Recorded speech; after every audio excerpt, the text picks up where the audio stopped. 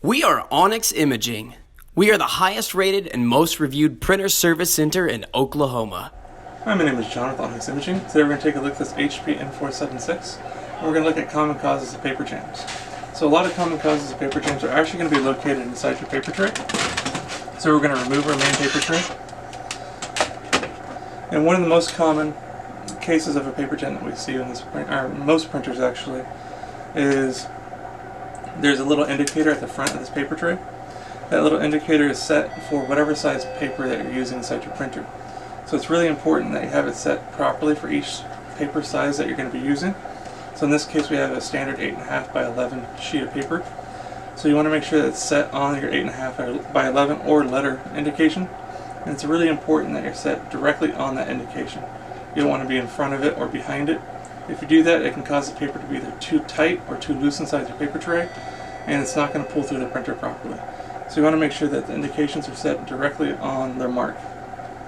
Another common cause for paper jams that we see is that, especially if you're in a hurry and you go and you just add a stack of paper into the paper tray, you'll see some paper kind of fold up in the back of the paper tray.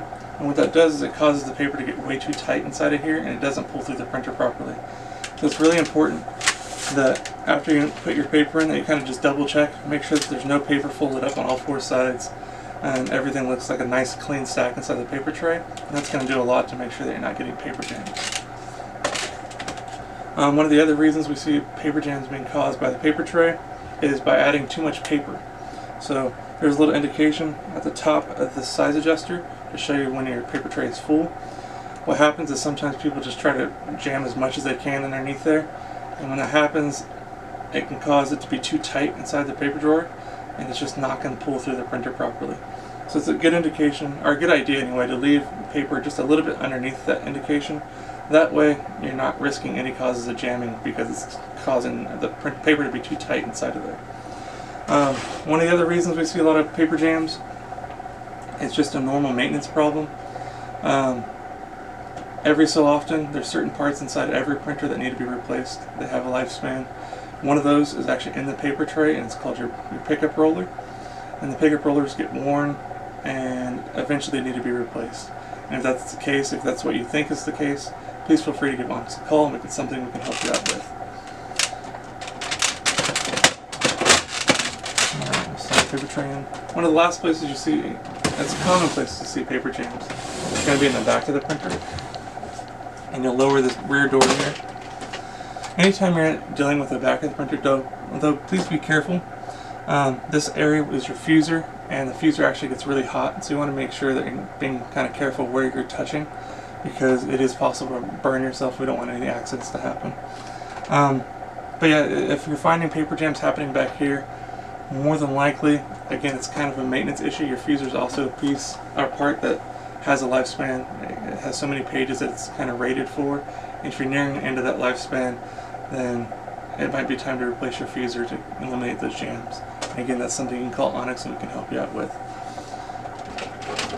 One last thing is whenever you do find a paper jam, it's a good idea to be mindful of which way the paper moves through the printer. So in this particular machine, it's actually going to get pulled up in the back of the printer, come through the back, and then back out the top here. So it just kind of makes like a big C pattern. The reason that's important is when you're pulling the paper through, there's a bunch of different sensor flags and stuff inside the printer, and if you pull back against them, you can potentially break one of the sensor flags, or you could also rip the paper and a little piece of paper can get stuck in there, and the printer will still think there's a paper jam, even though you've removed 95%, 99% of the paper that was in there. So you want to make sure that all that comes out and that you remove the paper properly. So again, it's a good idea to keep an idea of which way the paper path runs through the machine, and whenever possible you want to try to remove that paper in that direction, and that'll help eliminate any of those possibilities of anything being broken or getting stuck inside the machine. Other than that, you should be good to go and back in printing. Hope you have a good day. Thank you. Thank you for watching. If you're interested in how you can receive free labor on all of your service calls, as well as how to qualify for free printer upgrades, contact us today. We are here for all of your printer and office supply needs.